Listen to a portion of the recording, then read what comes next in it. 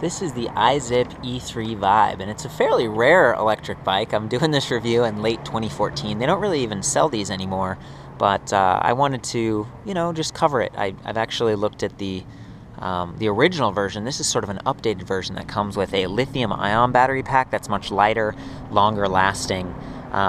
This bike, it's probably like 2012, 2013 time period, and the original lead acid battery packs, they did weigh a little bit more, but this bike was about $1,000, so it was a good way for a lot of people to get an electric bike at the time. And with the lithium ion battery pack that's in this review, it was about $1,500. So it's kind of interesting to see this technology. So I'll jump right into the specs. We've got these nice high riser bars, really comfortable, kind of upright. 7 speeds. You got the grip shifter right there, SRAM. Come back here, you can see it's Shimano Acera with an extra large ring there, and decent component group. On the front ring we've got the chain guide, and it's an aluminum alloy bash guard too, so if you hit a curb or something it would protect the teeth. Just these nylon plastic pedals with kind of the rubberized grip. They're not super grippy if they get wet. They were a little bit slippery at times. On the back, we've got this rack that you can actually use to carry stuff, but it's really there for the battery packs. And you can see there's this on-on switch. That's so you could switch between battery packs. You could put 2 of them on here for double the range, which is pretty cool. But before I get to the range and everything, I'm gonna keep talking about the bike itself. Love that it has a bottle cage point right there for adding a water bottle. You see there's big bumpers there on this extra large saddle. And again, just that nice ergonomic position we talked about. These big extra thick tires. And I believe that they might have come pre-slimed, so they might have had some slime in them. And then you can see the fork here. We've just got these nice V brakes, mechanical V. And the brake levers have the cutoff switch, so it would stop the motor. This bike did have twist throttle in addition to pedal assist, and when you're in pedal assist mode, it's good to have that cutoff in case your feet are moving at all and you want to stop. You don't want to be fighting the motor. You can see that there are some attachment points here on the front, two of them actually, here and here, for potentially adding a front rack, porter rack, or fenders. And you can see another attachment point right there, so that's cool. But generally speaking, this is a very basic suspension fork. There's no lockout, there's really nothing to adjust. It's just to add some basic cushion. The front stem here is pretty cool. It's adjustable, so you could kind of raise or lower the handlebars to provide an even better fit. So this is all about comfort, and it did come in 2 sizes.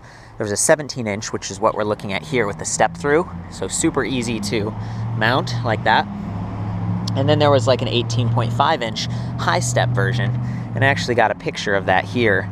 I printed this out to get some of the specs so that I could, be as accurate as possible. It's kind of neat. There's, this was the second battery storage point on the rack right there, and kind of locks onto the frame. So really cool. But I should say, over time, these could kind of get rattly. You want to make sure that you kept them tight, and want to make sure that you top off those batteries every once in a while, because otherwise they can kind of go dead eventually. It's always good after a ride to top it off. You want to store these somewhere that's kind of neutral temperature-wise. Extreme heat and cold is hard on these batteries. But it's neat that they're removable, because that makes it lighter. The bike's much lighter. This bike, by the way, with the lithium pack 1, weighs about 56 pounds, and with the lead acid pack it was 63 or something. So big difference there. Let's see what other specs I might have missed here. Yeah, 6061 aluminum. That's the frame material. 50 millimeters of travel on that suspension fork. That's good to know. And Velo Cruiser saddle. I think that's kind of it. And then they did have the 2 colors. There was sort of this red and gray, or that gray and green. And this is the updated version of the bike, so just keep that in mind. There's a bright red and some other colors with the older lead acid battery designs. So now let's jump into the motor specs. This is a 250 watt geared rear hub motor. Geared means it's got a little bit of extra torque and power, even though it's a smaller wattage size, and that allows it to be a lighter weight, and it's just an efficient way to get a motor done. This one's actually designed by 8Fun, or Bafun. It's sort of a Chinese manufacturer that does a lot of e-bike stuff for the US, and that is being powered by this 36 volt 9.6 amp hour battery pack over there that we pointed out earlier. It works out pretty well, but the lead acid version, I think, was only a 24 volt, so it wasn't quite as powerful as this setup. And I frankly am a fan of the hub motor design that we're seeing here versus some of the other old Curry bikes where it had like a motor mounted to the side with another chain. You know, this is going to be much easier to service, you know, because you don't have two chains going. You can see actually that the frame here is getting the rack's getting a little bit loose. That's what I was talking about, rattling. Sometimes over time they can kind of work themselves out. So if you are getting one of these bikes, maybe from a garage sale or something, you just want to make sure that the battery pack isn't dead. Maybe you could bring a voltmeter. It should be, you know, at that 36 volt range, or 24 volt if it's the lead acid version. And you can get those replaced on, I think, Amazon. They sell them still, and some shops and stuff, but it's going to be harder and harder to keep a bike like this going. Although, you know, Curry they offer pretty good support, and they've still got some parts and stuff, so worth keeping in mind. I think maybe it's time to hop on and give this a go. So the battery's plugged in. We turn the on-off switch on, and you can see that it says it's full.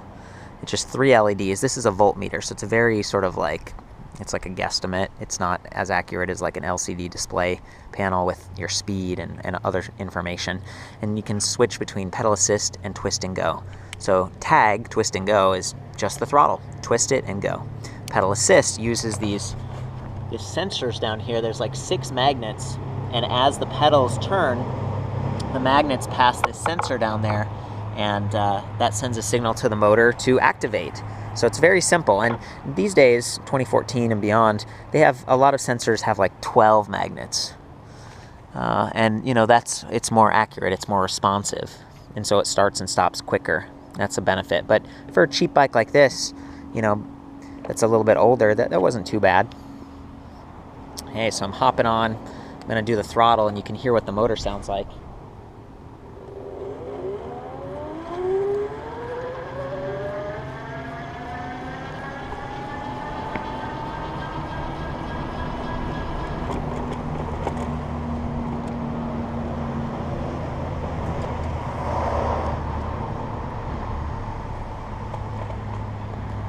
You can see I'm seated pretty much upright. You know, I'm not having to lean forward. My neck isn't going to get stiff, and I can kind of keep my head up for cars and traffic and stuff. So it's a good design. I like that kind of comfortable ride, and the suspension fork and the padded seat. It's a nice setup. But again, it's fairly rear heavy, and if you know, wiggle the bike a little bit, like you can tell there's weight back there kind of swinging around. It's not terrible though, because it's not too far back. Some of the bikes I've ridden, you know, the weight is really far out there, but this keeps it relatively low like that. Now I'm going to do pedal assist. Click.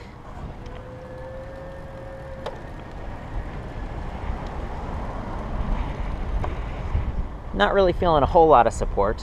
This is an older bike. Something might be unplugged, but you know, it's supposed to be responsive and basically relieve your hand and give you an incentive to pedal. And for the other bikes that I've tried that use the same system, it works fine. Kind of gets the job done.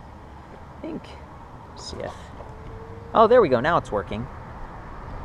Okay, yeah, and once it starts, it takes a second to kind of die out. And you can use the throttle with pedal assist. So that's a way to kind of override it and get even a little bit more power, but you have to be pedaling at the same time.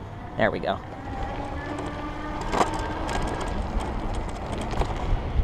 Top speed on this bike is about 18 miles per hour, so it's not quite as fast and powerful as some of the other newer e-bikes from Curry. But, you know, as I was saying before, it gets the job done. This would definitely help you manage the wind better, or get up hills, and if you're on a super limited budget, this was one of the more affordable options. So for the full write-up on the IZIP E3 Vibe with information about the lead acid version and this version with pictures and specs, and of course other newer electric bike reviews. I'll see you back at ElectricBikeReview.com.